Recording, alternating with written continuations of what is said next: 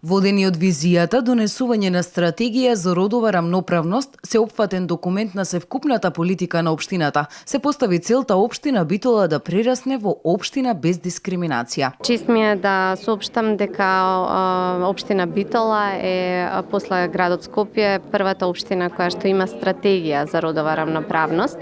Тоа е најсеопфатниот политички документ кој што една локална самоуправа може да го има. Битола донесе и родово сензитивен буџет. Оваа стратегија општина Битола исто така усвои родово одговорен буџет, кој што 5 пати повеќе го зголемува буџетот на општината од тоа што досега општината го одвојуваше за постигнување на родово одговорните цели. Со одлука на Совет во декември минатата година е донесена оваа стратегија. Тогаш со UN Women беше подпишана и декларацијата за 3-годишниот проект за соработка за родови политики при креирањето на буџетот на општина Битола. Стратегијата представува една рамка во која што ќе треба да се движи акциониот план, кој што треба да ги конкретизира поделните активности кои што на оваа работилница денес ќе ги разгледаме во детали, значи со нивната финансиска рамка, со ресурсите, каде ќе биде насочени, кој се ќе биде вклучен во тие активности.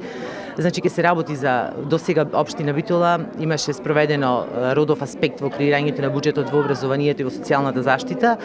Исто така имавме и дел во комуналната сфера со еден проект кога правевме анализа во руралните средини за користењето на превозот на патници од аспекти на двата пола.